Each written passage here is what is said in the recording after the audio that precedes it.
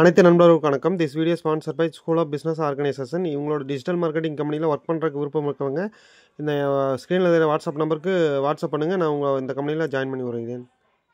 Skip பண்ணாதீங்க. பெரிய தப்பு. தினம் 300 ரூபாய் சம்பாதிக்க அரிய வாய்ப்பு. இன்ஸ்டாகிராம், ஃபேஸ்புக் பயன்படுத்த தெரிந்தால் போதும். Content post and content publishing மூலமா தினம் 300 ரூபாய் சம்பாதிக்கலாம். இந்த வேலை செய்ய 5 நிமிடம் போதும். Work training support, group communication support, all language customer live chat support. முக்கியமா சொந்தமா ஒரு பிசினஸ் ஸ்டார்ட் பண்ற அளவுக்கு உங்களால கற்றுக்கொள்ளவும் முடியும், சம்பாதிக்கவும் முடியும். இந்த வேலை வாய்ப்பு வழங்குவது 5 வருடத்திற்கு மேல ரன் ஆகிட்டு இருக்க நம்ம தமிழ்நாட்டு company school of business organization private limited. மேலும் விவரங்களுக்கு டிஸ்கிரிப்ஷன்ல கொடுத்திருக்க நம்பருக்கு வாட்ஸ்அப் பண்ணுங்க.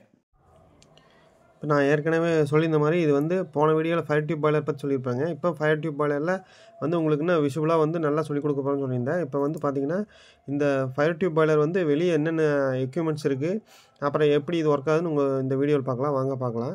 போன வீடியோஸ் பார்த்திங்கன்னா ஃபர்னஸ் சொல்லியிருந்தேன் பார்த்தீங்களா. ஃபஸ்ட்டு ஃபர்னஸ்லேருந்து போய்க்கலாம். இது வந்து அதாவது இது வந்து டீசல் மூலியமாகவோ கேஸ் மூலியமாக இயங்கக்கூடிய ஃபயர் டியூப் பாய்லருங்க. இது இங்கே இருக்குங்களா பார்த்தீங்களா, 2 செட்டில்மெண்ட் இருக்குது பார்த்தீங்களா.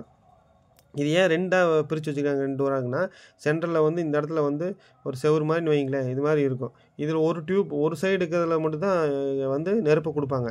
இப்போ இந்த சைடு இருக்கிறது நீங்கள் கொடுக்குறீங்கன்னு வச்சுக்கோங்க. இந்த சைடு 100, இந்த சைடு 100 டியூப் இருக்குன்னு வைங்களேன். இந்த சைடு இருக்கிற நியூ டியூப்புக்கு வந்து கொடுத்தாச்சு நெருப்பை.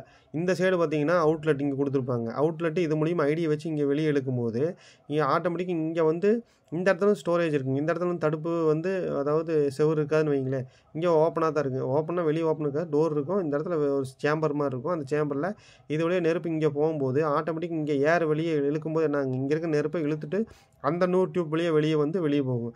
இப்போ நீங்கள் இந்த சைடு 800 டிகிரி கொடுக்கீங்கன்னா வெளியே போகும்போது 400 டிகிரி தான் போகும். மிச்சம் 400 டிகிரியில் தான் இந்த இடத்துல ப்ராசஸ் நடக்குதுன்னு வைங்களேன். இப்போ தான் ஸ்டீம் வந்து ஜென்ரேட் ஆகிட்டு இருக்குது. இப்போ வந்து நான் ஏற்கனவே போன வீடியோவில் அந்த ஸ்டீம் எந்த இடத்துல நிற்கி எப்படி ஜென்ரேட் ஆகின்னு சொன்னேன்.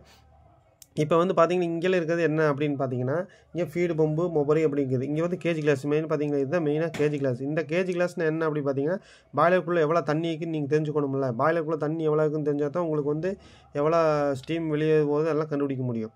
இந்த கேஜி கிளாஸ் இங்கே இருக்குங்க, 2 கேஜி கிளாஸ். ஏன் 2 கேஜி கிளாஸ் கொடுத்துருக்காங்கன்னா ஒரு கேஜி கிளாஸ் டேமேஜ் ஆனாலும் சப்போஸ் இன்னொரு கேஜி கிளாஸ்லாம் பார்க்க முடியும். அது இல்லாமல் உள்ள பாய்லருக்குள்ளே நான் ஏற்கனவே சொன்ன மாதிரி செட்டில்மெண்ட்டில் ஆனாவோ ஆஸ் இதெல்லாம் ஃபார்மேஷன் ஆனாவோ வந்து ஒன்று காட்டாமல் இருந்தாலும் ஒன்றை வச்சு கண்டுபிடிச்சிடலாம். அப்படி காட்டும் போது என்ன இன்னொன்று கழட்டி க்ளீன் பண்ணி மறுபடியும் போடும்போது 2ஆவது செட்டில் பண்ணிடலாம்.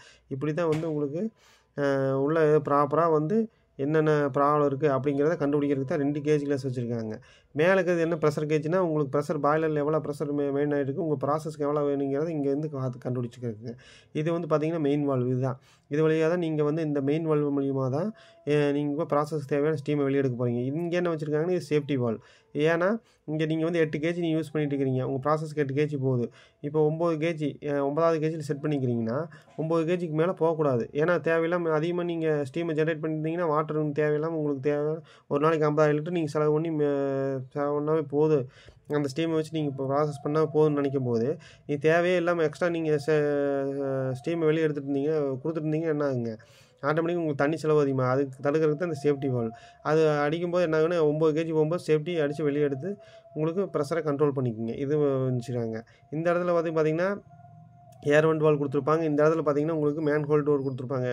அதாவது மெயின்டெனன்ஸ் டைமில் உங்களுக்கு வந்து ஏதோ ஒன்று க்ளீனிங் பண்ணணும் அப்படிங்கும்போது இந்த மேன் ஹோல் டோர் உள்ள ஆள் இறங்கி க்ளீன் பண்ணுறதுக்கு. ஆள் எப்படி இறங்கணும்னு இதுக்கு கீழே நேராக இதுக்கு கீழே டியூப் இருக்கும், அதுக்கு கீழே எல்லாம் இது கீழே இறங்க முடியாது. மேலே இருக்கிறது எது செட்டில்மெண்ட் வேணால் க்ளீன் பண்ணிக்கலாம்.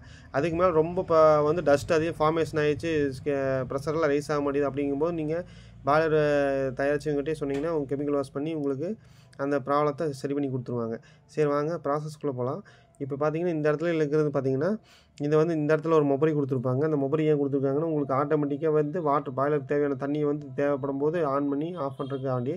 ஏன் நாமளே பண்ணிக்கலாம் அப்படின்னா நாம பண்ண முடியாது. 24 ஹவர்ஸ் ரன் ஆகிட்டு இருக்க பாய்லர்ஸில் வந்து நீங்கள் தேவைப்படும் போது கொஞ்சம் பார்க்காம விட்டாங்கன்னா தண்ணி இல்லைன்னா நெருப்பு கொடுத்துட்டே இருக்கும். ஆட்டோமேட்டிக்காக அங்கே வந்து என்ன ஆகும், உங்களுக்கு பாய்லர் டியூப்பில் டேமேஜ் ஆகிறதுக்கு வாய்ப்பு இருக்குது. அதனால தான் வந்து ஆட்டோமேட்டிக்காக கொடுத்தா அதுவே ஒர்க் பண்ணிகிட்டு இருக்கும். இருந்தாலும் நீங்கள் பாய்லர் ஆப்ரேட்டர் ஒரு 20 மினிட்ஸ் 10 மினிட்ஸ் கொடுக்காச்சு இந்த கேஜி கிளாஸ் வாஷ் பண்ணிகிட்டே இருக்கணும். வாஷ் பண்ணிகிட்டே இருந்தீங்கன்னா ஆட்டோமேட்டிக்காக உங்களுக்கு தண்ணி இருக்கான்னு தெரிஞ்சு போயிடும்.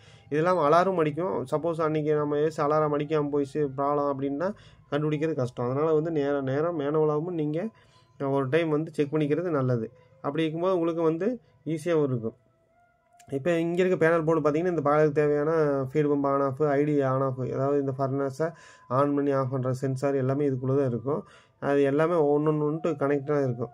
அப்புறம் இங்கே இருக்க ஒரு ஃபீடு பம்ப், இதுதான் ஃபீடு பம்ப். இங்கே வந்து பார்த்தீங்களா பிளாக் கலரில், இதுதான் ஃபீடு பம்புங்க. உங்கள் பாய்லருக்கு தேவையான தண்ணியை வந்து எவ்வளோ வேணும் வேண்டாங்கிறத இந்த மொபைல் வந்து இங்கே சென்சார் மூலிமா அது கொடுத்து ஆன் ஆஃப் பண்ணிக்கிங்க. இதன் மூலிமா தான் உங்களுக்கு ஒர்க் ஆகிட்டுருக்கு.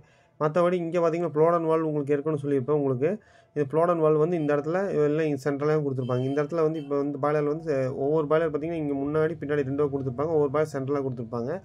ஒவ்வொரு பாய்லரில் வந்து 2 ப்ளோட் வால்வ் கொடுப்பாங்க. ஒன்று தான் கொடுப்பாங்க. எல்லாம் ஒன்று தான். 2 இருந்தால் கொஞ்சம் என்ன அதாவது செட்டில்மெண்ட்டுக்கு கீழே இருக்கிறத வந்து எடுக்கிறது கொஞ்சம் ஈஸியாக இருக்கும்.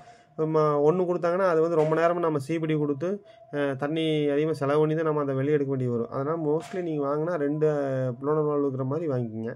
இப்போ இந்த ப்ளோட் வால்வ் மூலியம் வெளியே எடுக்கும்போது அதாவது உங்கள் எப்படி கண்டுபிடிக்கிறது உள்ள செட்டில்மெண்ட்டில் அப்படின்னா பார்த்தீங்கன்னா, நீங்கள் டெய்லி கொடுக்குற அந்த ப்ளோட் வாட்டரில் அந்த டெஸ்டிங் கொடுத்தீங்கன்னா தெரியும் எவ்வளோ டிடிஎஸ் உள்ளே இருக்குன்ட்டு. அந்த டிடிஎஸ் அதாவது 2000 டிடிஎஸ் இருந்தால் கொஞ்சம் நல்லது.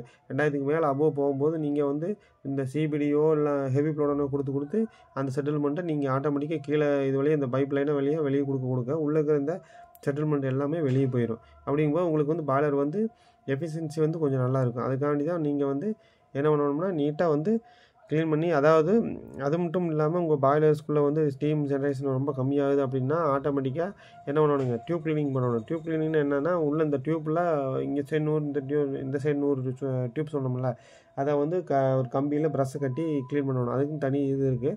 அப்படி க்ளீன் பண்ணும்போது நீங்கள் என்ன ஆகும்னா டியூப் மாதிரி உள்ளே இருக்கிற ஆஷ் இதெல்லாம் க்ளீன் ஆகிடுச்சுன்னா உங்களுக்கு ஆட்டோமேட்டிக்காக உங்களுக்கு வந்து இன்னும் ஃபயர் வந்து அதிகமாக போகும்போது என்ன ஆகுதுன்னா உங்களுக்கு ஸ்டீம் ஜென்ரேஷன் ஈஸியாகும். உங்கள் கேஸ் செலவோ இல்லை விறகு செலவோ உங்களுக்கு வந்து ரொம்ப கம்மியாகும். இதன் மூலிமா உங்களுக்கு வந்து ப்ராசஸ் கொஞ்சம் ஈஸியாக இருக்கும். அடுத்து நெக்ஸ்ட் வீடியோவில் பார்த்தீங்கன்னா அடுத்த டயக்ராமோடு உங்களுக்கு சொல்லிக் கொடுக்க போகிறேன் உள்ளே என்னென்ன மெட்டல் இருக்குன்ட்டு. நன்றி, வணக்கம்.